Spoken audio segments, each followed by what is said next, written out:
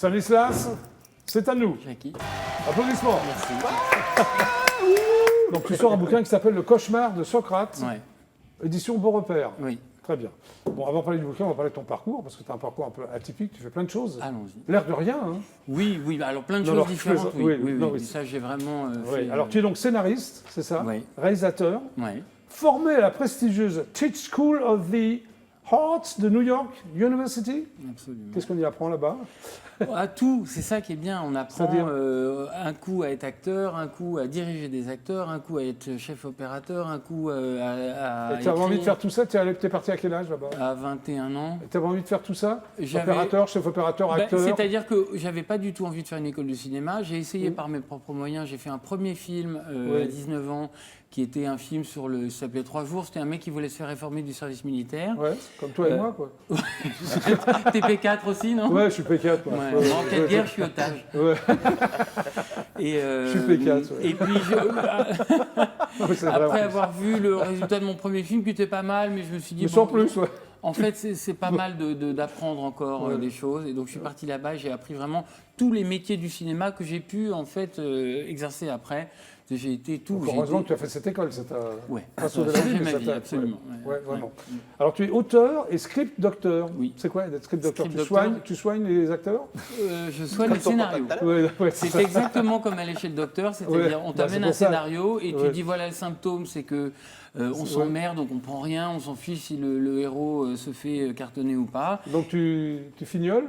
Tu fais une ordonnance et tu dis voilà ce qu'il faut faire. D'accord, Pour, voilà. ok, parfait. Alors, pour TF1, France Je- Télévisions, J'ai travaillé pour toutes les chaînes. Canal+, M6, Gaumont et Pathé. Ça, c'est le cinéma, Gaumont et Pathé. mais Gaumont et Pathé, c'était des commandes de scénario que j'ai écrit. Ouais.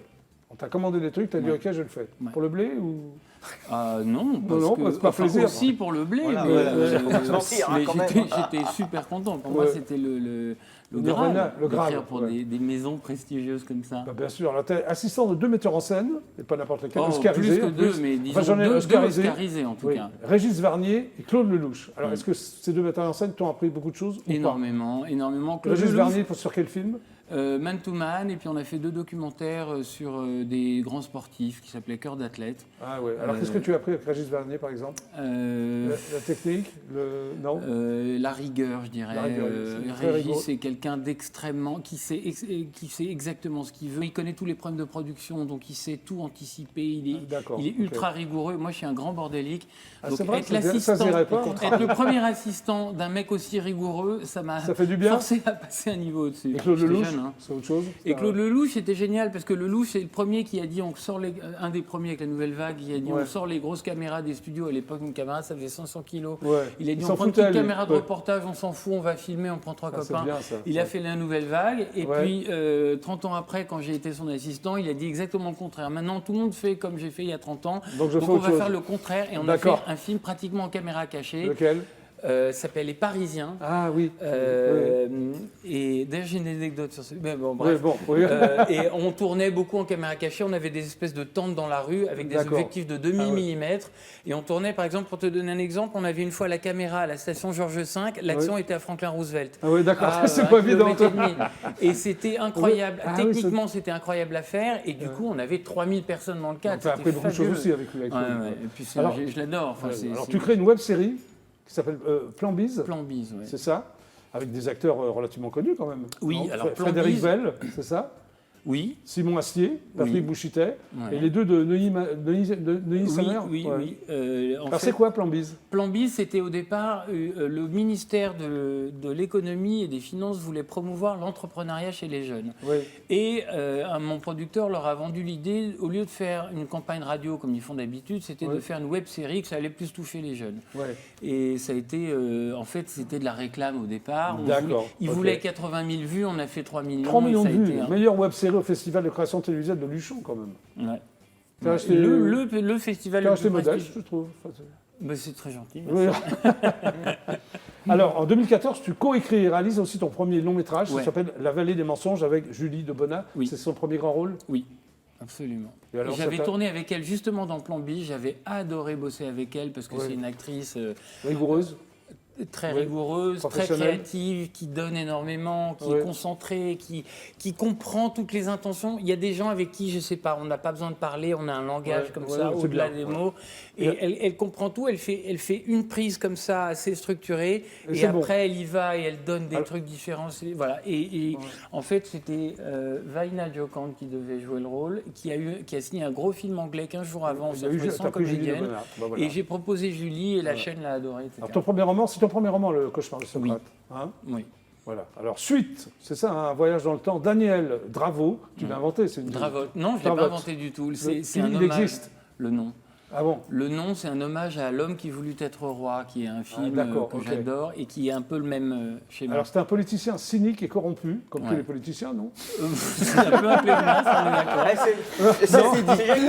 On est d'accord. C'est pas on toi est qui vas me d'accord, ouais. contredire. Alors, politicien cynique et corrompu du XXIe siècle, qui débarque dans l'antique Athènes. C'est ça, donc il y a un mélange de siècles, quoi. Exactement. C'est le XXIe siècle avec l'antique. Bah, c'était intéressant de montrer ce qu'un programme politique contemporain d'aujourd'hui aurait comme effet sur des gens qui Bien sont sûr. complètement naïfs Oui. et qui cherchent la vérité. Ok. Alors, c'est le début justement du cauchemar de Socrate. Pourquoi Voilà. le cauchemar de Socrate? Parce que Socrate a passé sa vie à essayer d'éduquer une société, à essayer de la Oui. faire prendre conscience de certaines choses Oui. et de leur faire comprendre l'illusion du désir, etc. Oui. Et d'élargir leur conscience. Et tout à coup, ce mec vient et moutonifie la société et rend tout le monde abruti et accro, alors pas aux C'est réseaux ce qui t'a sociaux excité, encore à là, l'époque, mais ouais. à la surconsommation, Ouais, bien sûr. au star Ouais. system, à la pub, etc. Alors, en fait, c'est un regard donc sur le monde d'aujourd'hui, tout simplement. Oui, complètement. Alors, ce fameux Daniel Bravo. Bravotte, le T se prononce, hein.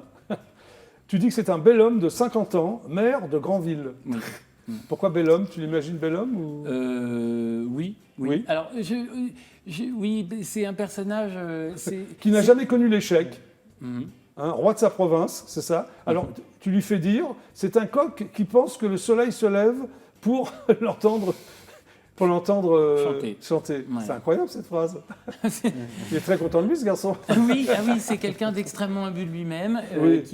qui a un côté très antipathique et en même temps un côté charmant, sympathique. C'est pour ça qu'il est beau aussi. Toi, t'en as fait un héros, quoi. Ouais. Ben, c'est un héros et en même temps c'est le méchant de l'histoire. Et Ouais. Socrate est son antagoniste et en même temps le héros de l'histoire.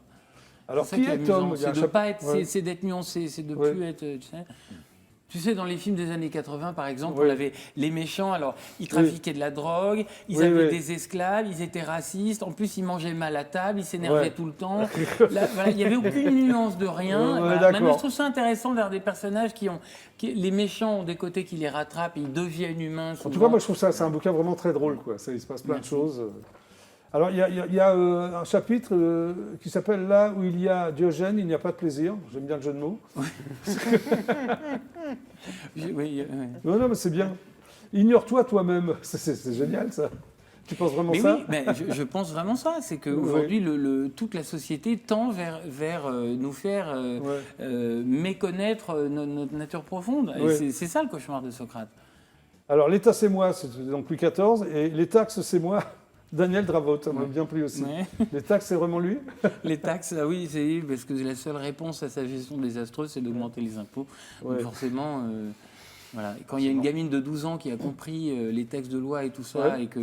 et c'est là qu'il se dit, ça va pas du tout des textes de loi écrits comme ça. Il faut absolument compliquer le langage juridique Oui. et surtout arrêter Non, c'est vrai, de oui. trop bien éduquer les enfants à l'école. Donc il engage Pythagore Ouais. En fait, ouais. pour faire des trucs un peu compliqués mais qui servent pas à grand chose. Mais et puis En Pythagore fait, ton dit, bouquin, moi, on j'ai apprend deux, plein de trois choses. idées. C'est très drôle, c'est humoristique, et on apprend plein de choses, quoi.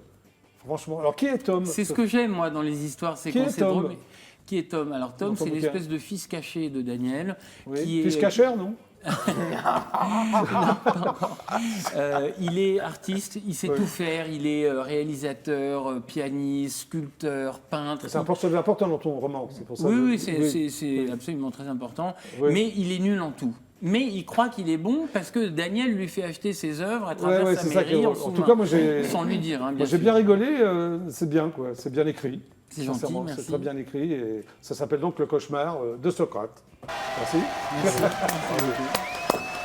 Stanislas Graziani, d'origine italienne, alors, non? Oui, d'accord. Le cauchemar de Socrate, il est sorti?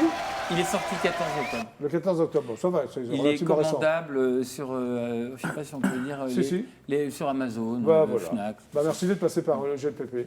Mais c'était un grand plaisir. Merci. J'espère.